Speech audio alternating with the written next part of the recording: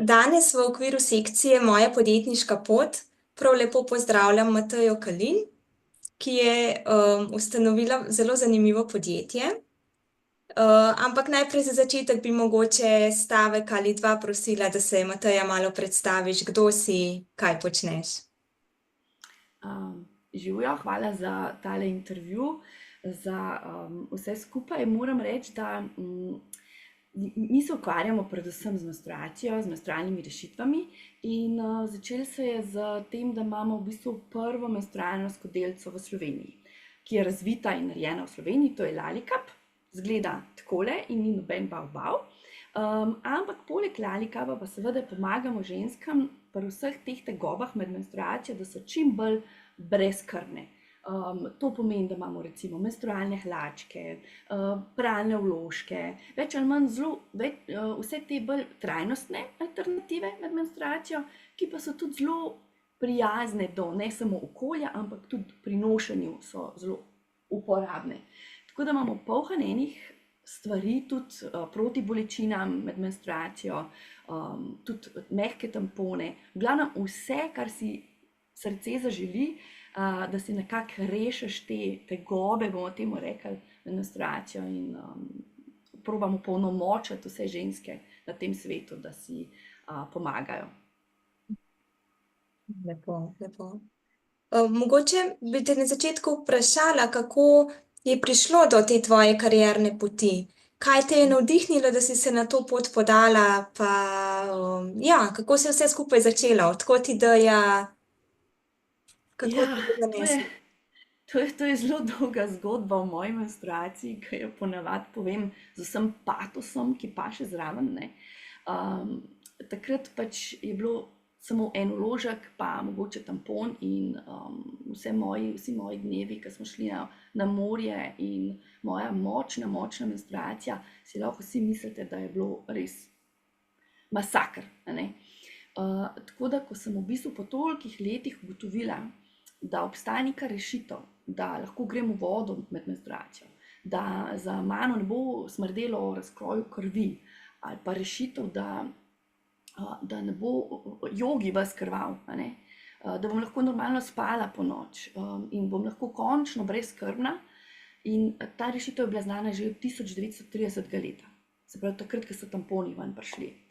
In jaz, ko sem ugotovila, da obstaja menstrualna skodelica na svetu, sem rekla, čakajte malo, to še ni v Sloveniji, to je nekaj čuden, a ne. In no, če pa noben, bom pa jaz, a ne. Tako se je nekako začelo, no, z vsem tem mojimi problemi, ki sem jih imela sama, kot najstnica, kot mlada ženska. Sem želela imeti v bistvu eno rešitev, da pač nimam težav, ko grem kamorkoli, da grem lahko brezskrbno na potovanje, pa se ne bom zdaj sekirala na menstruacijo, ali nimam, kaj naj zdaj naredim, vse mi smrdi, vse mi ven teče. V glavnem, to je v bistvu bila največji povod, no. Kateri so bili pa tisti največji izzivi, predvsem na začetku, ponavadi ni najlažje na neko samostojno pot stopiti? Kaj je bilo tisto, s čimer si se na začetku soočala, da pa ni bilo najlažje? Ja, izzivi so seveda, izzivi morajo biti, a ne, če ne bi dolg čas, a ne. Ampak kako je pač zdaj to, ko pripeljaš v svet neko noviteto, to je tabu tema, a ne.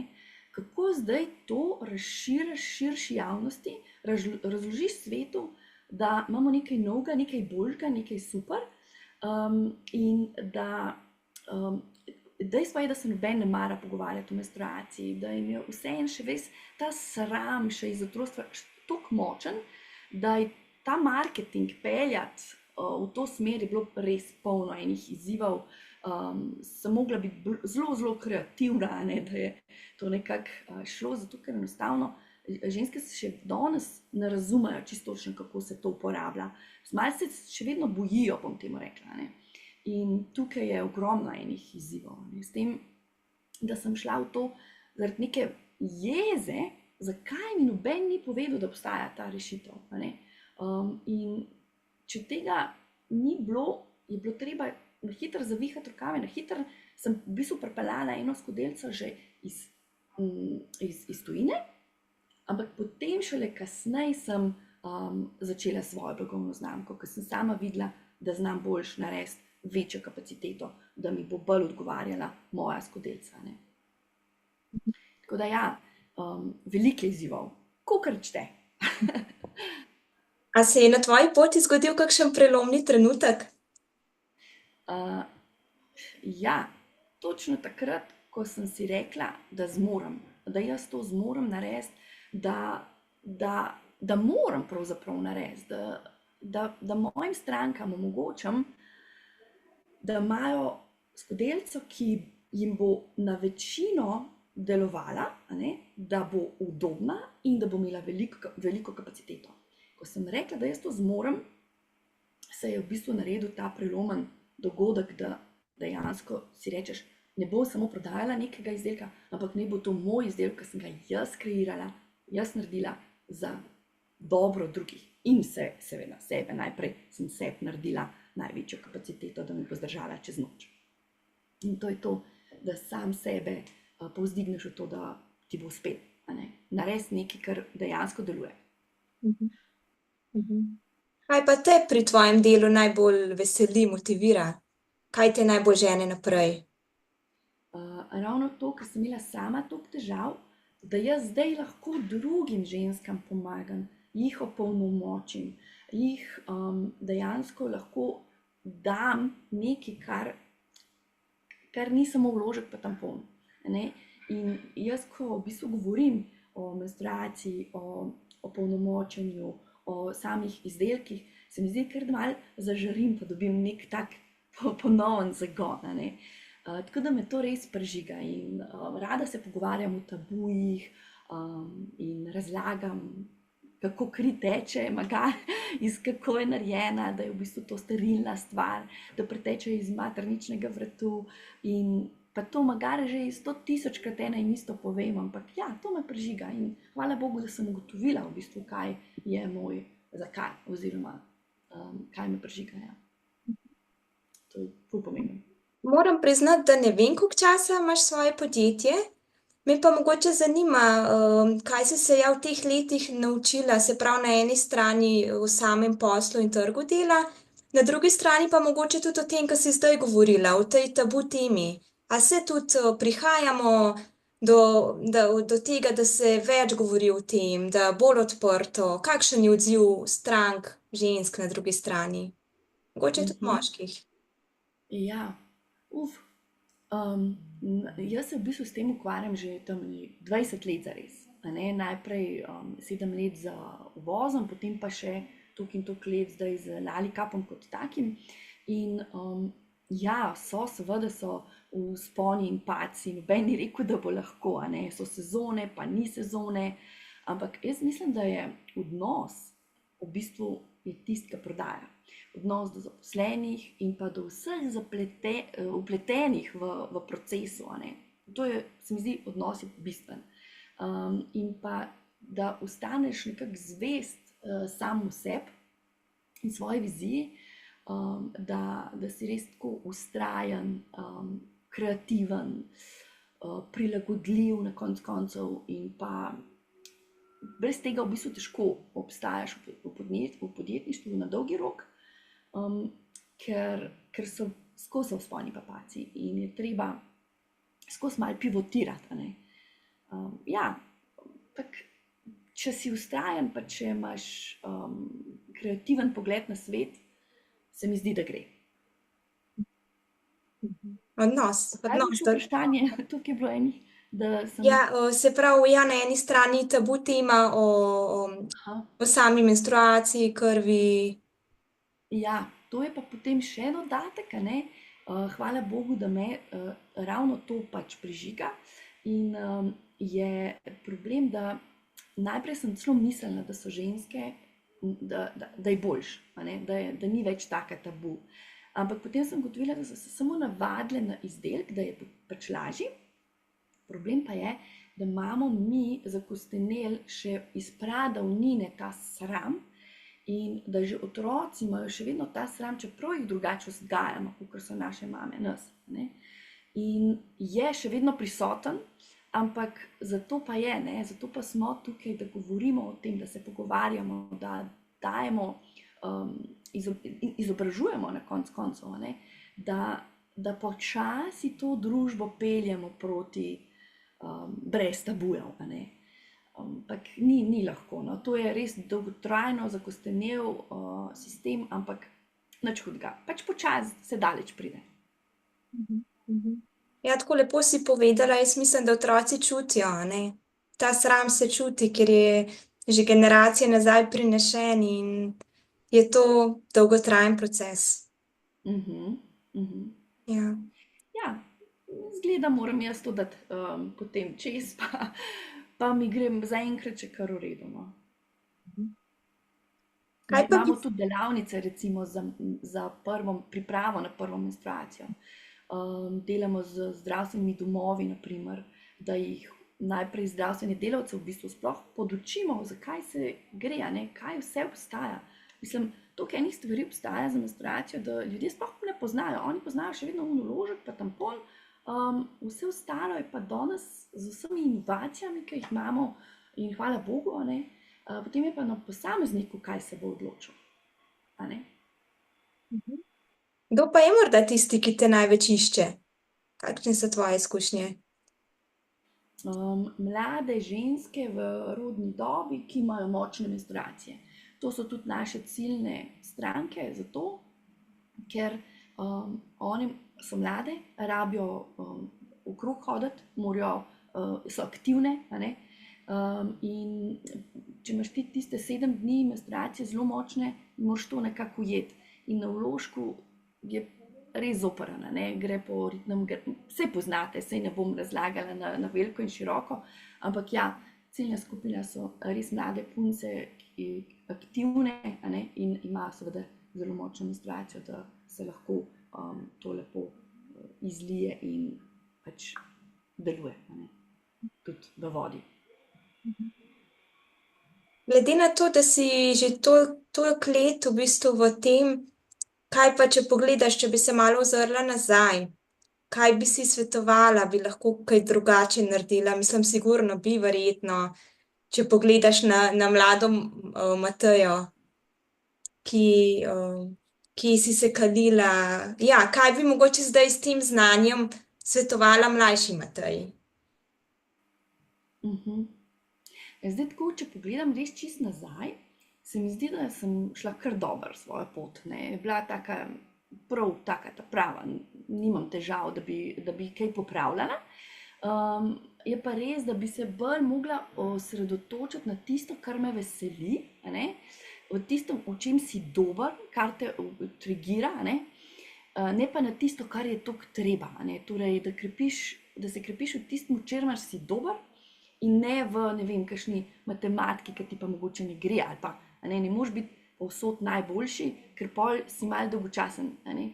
Fajn je, da se specializiraš v nekaj, kjer si dober in kar te v bistvu navdihuje, in to se mi zdi tako nujno, ker res šolski sistem danes na žalost nas preveč okaluplja in nas ne dela neke eksperte, ampak nas bolj, se mi zdi, poneumlja, na žalost, no, sploh pa zdaj še s tem ChatGPT-jem in vsem, mi se bomo mogli res specializirati vsak posameznik za to, da boš lahko ekspert na nekem področju in dejansko te bojo ljudje, podjetja želeli zaposliti, a ne, ker te bojo rabili. Tako da, ja. Dejstvo je, da je ta rezultat tvojega dela, pa ni važno zdaj, koliko si pisal nalogo, a ne, koliko si dobil 5 ali 6 ali 10 ali kakorkoli za to nalogo, ampak kako si ti prišel do rezultata, a ne, oziroma koliko rezultata si naredil. To je danes važno, a ne, nič drugega ni važno. Kaj te je pa mogoče najbolj nepričakovanega doletelo na tej poti? Ja, seveda, spet, ne, skozi je treba pivotirati, obračati ladjo, biti fleksibilen, skozi sploh, mislim, ni tle predaha, ne, skozi je treba. In seveda podjetniki mislimo včasih, tole bom zrihtal, tole se bo zgodil, ja, pa se pa ne, a ne, pa ti oni naročijo, pa si v žalosten, pa kaj zdaj, ne, ampak tako se je treba skozi obračati, da imaš več ali manj več ladij odzunaj na morju, pa potem tiste, ki plujejo, pa če zdaj potoneta, imaš še vedno 3, a ne. In nepričakovanje, mislim, to je skozi, nič ne moreš, nič ni za ziher, a ne. Tako da imamo pa, hvala Bogu, kot človek imamo 2 roki, 2 nogi, pa lahko naredimo drugače, mogoče še boljš, kot bi sicer, če nam recimo nekaj nepričakovano pade v vodo. Tako da ja, nikoli se nisem niti gnala za neke milijone, ampak je vseeno včasih treba iz cone obdobja pa narediti nekaj, kar niti ni nujno, da bo naredili neke blazne rezultate. Ampak ja, počasi se daleč pride, nimamo kaj. Mi z mladimi na projektu nagovarjamo prekarnost, a ne, tudi te oblike zaposlitev spadajo na nek način, so negotove, pod nestabilne oblike zaposlitev. Kako mogoče ti tudi iz praktičnega vidika gledaš na to, pa če mogoče vidiš kakšno alternativo temu, kakšna ideja? Ja, zdaj tega bo čedalje več bo hibridnega dela, čedalje več bo projektnega dela, čedalje več ne bo več te socialne varnosti in večji stres za to za posameznika. Ampak je pa ta nestabilnost pa odpira v bistvu priložnosti za nove oblike dela, inovacije, razmišljanja in pa ustvarjalnost. Zdaj pa če pogledamo na primer 2 plati, če pogledamo gospodarstvo kot tako, ne, si pač podjetnik, moraš nekaj narediti, da si prislužiš neko plačilo, ne. Če pa si ne vem, v vrtcu ali pa ne vem, nekje pač v javni upravi v službi, pa včasih izpade tako, kot da samo čakajo na stolčkih, pa čakajo na pač na penzijo, bom temu rekla, ne. Kakorkoli se to grdo sliši, ampak na žalost je tako, da niso toliko produktivni, ker samo razmišljajo, kaj jim pripada, a ne. Tako da taka družba na koncu je v bistvu brez neke, ne bom rekla, duše ali brez rezultatov, bom tako rekla, a ne.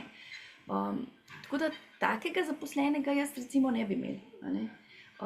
Ker je pač včasih treba nekaj narediti, dvigniti telefon, si je treba zaslužiti to plačo, no, ne vem, kako naj drugače rečem, a ne. In seveda na koncu šefe vedno bolj močno zanima, kaj si naredil v tem dnevu, ne. Tako da ni s tem nič narobe, da si damo ljudje malo več kreativnosti, malo več dela, ker delo krepi. In najhuj za mene, zame je najhuj to, da pridem v pisarno in ne vem, kaj ni delam. In mi je dolg čas. To je meni najbolj grozen dan, ne. In verjamem, da ko pa si noter v toku dogajanja, v toku dela, a ne, je pa to potem čist nek drug produktiven dan, med drugim si pa tudi bolj zadovoljen na koncu s svojim delom in sam sabo. In to je tisto, kar se mi zdi bistveno. Ne? Ja, katere so pa tiste, jaz vedno vprašam, kompetence za uspeh, pa je mogoče boljše vprašanje lastnosti posameznika, kot si že dobro omenila, koga ne bi želela imeti recimo zaposlenega, a ne. Ja, to je ta vztrajnost, fokusiranost, kreativnost, predvsem pa seveda samoiniciativnost, seveda, ne, ker najtežje je nam, šefom ali kakorkoli, razlagati nekomu eno stvar 6-krat ali pa spremljati, kaj on pač počne, a ne. To imaš za narediti, to je tvoje delo, pusti me pri miru, a ne. Tako da, ja, ta kreativnost in pa samoiniciativnost se mi zdi zelo, zelo pomembna stvar. Pa vztrajnost. Da dejansko narediš nek rezultat, ne? Da nekaj do konca narediš. Ne? Kako pa bi ti danes reagirala, če bi pristopala k delodajalcu? Kakšen nasvet mladim? Ja, najprej bi sama sebe v bistvu vprašala, kaj želim početi in kater delodajalec je bil tisti, ki bi me pritegnil, ne, da bi pač delala pri njemu.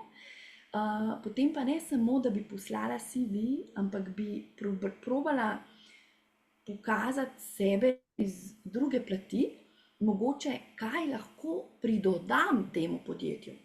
Ali pa, da ne pošljem, jaz bi pa prva zdelala, ampak jaz pošljem pa, kaj bi jaz lahko vam pomagala. Ne? Torej, kaj je tukaj za njih.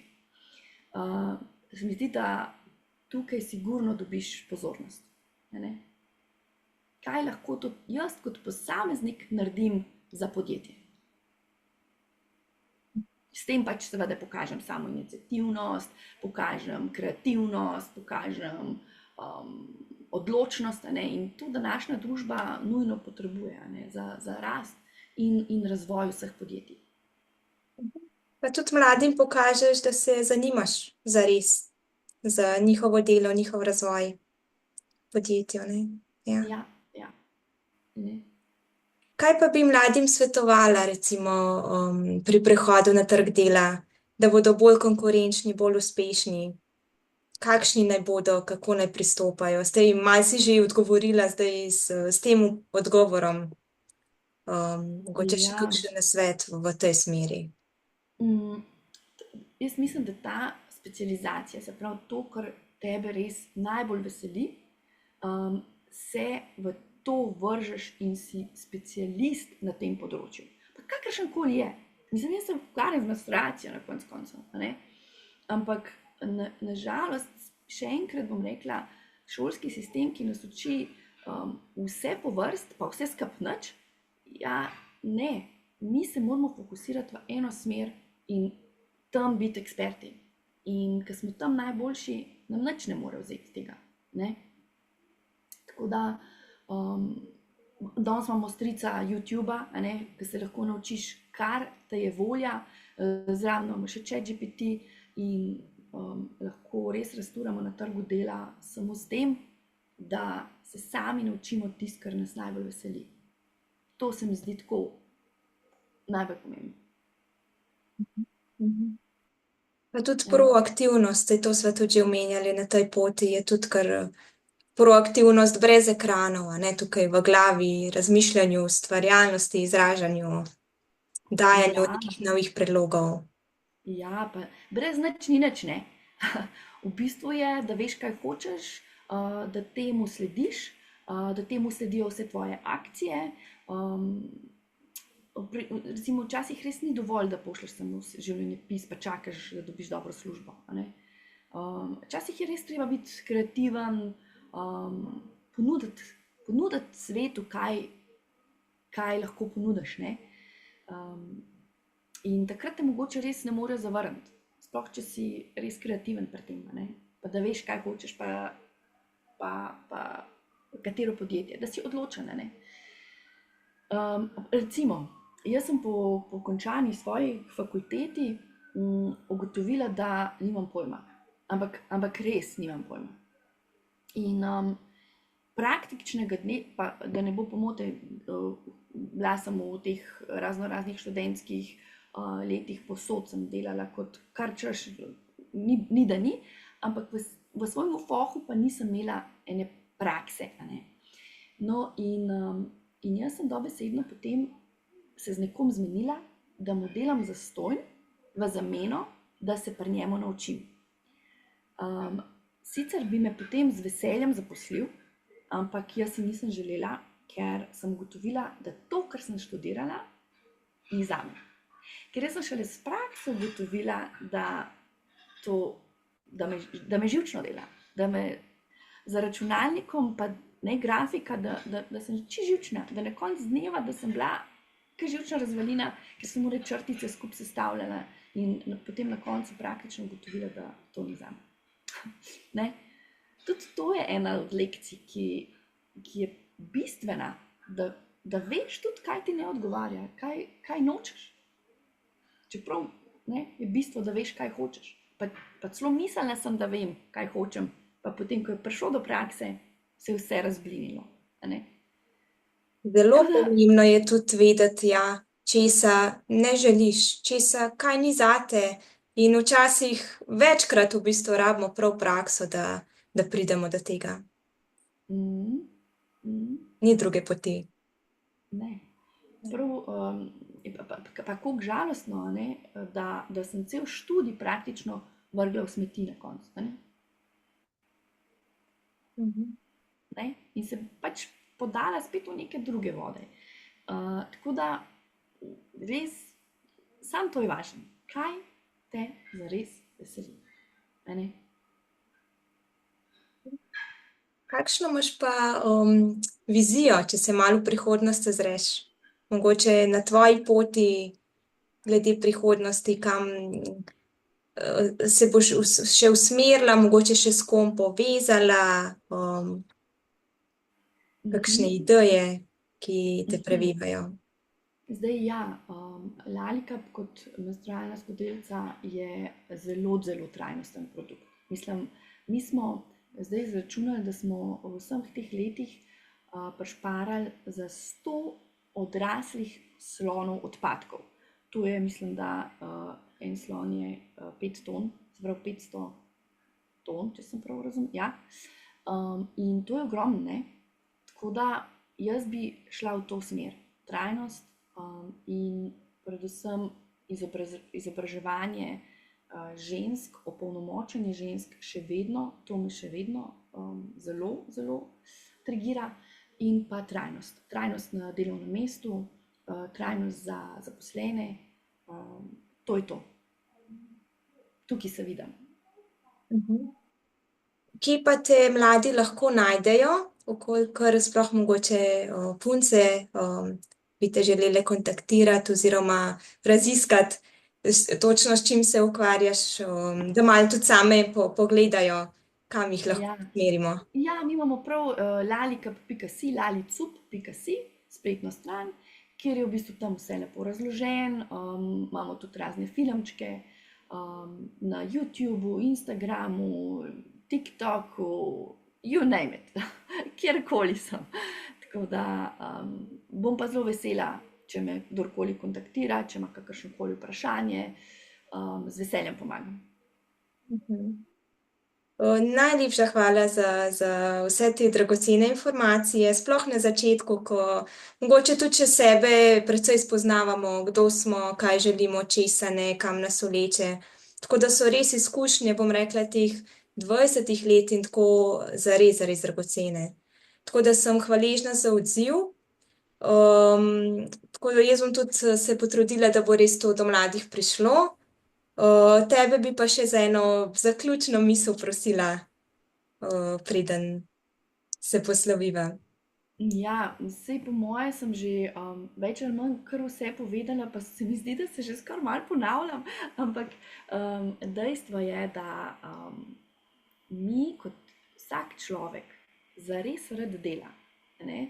In če sedimo na svojem stolu v službi in čakamo, kdaj mine, je najhujše, kar si lahko kdorkoli misli.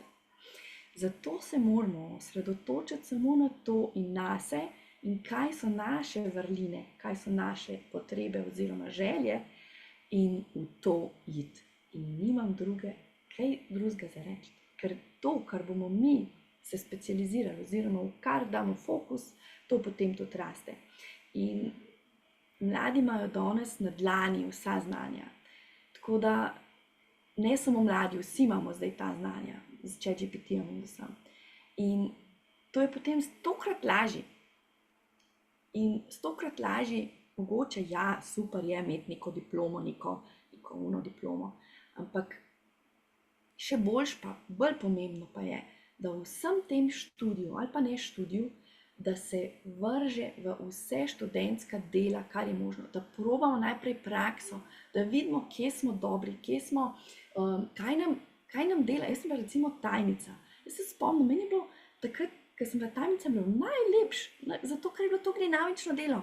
Vse ostalo pa sem delala ponudbe, pogodbe, ne vem, kaj sem vse delala. Ampak ko se ti vidiš v svojemu lastnemu delu, kaj tebi najbolj sede in najbolj paše, ja, to je to, ne, in nič drugega. Meni blazno recimo paše to, da je veliko dela, da je veliko manjših takih opravilc, da se počutim produktivna. To mi odgovarja, ne? In sploh pa to delo z lalikapom in ženskami in z menstruacijami, s tabujem, tukaj sem se jaz našla, ampak vsak posameznik je toliko smo si med sabo različni, da vsak, ki se fokusira v eno smer, pa je tam dober, zmagamo kot družba. A ne? Tako da ja. To je to. To je Mateja, to. najlepša hvala, uspešno in srečno na tvoji poti, pa še naprej s tako strastjo, kot smo jo zdajle čutili.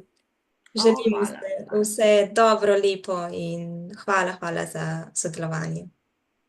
Hvala enako, pa tudi podpiram vaš projekt in kar tako naprej in upam, da bo veliko mladih dobili neko idejo, kako naprej pa kaj.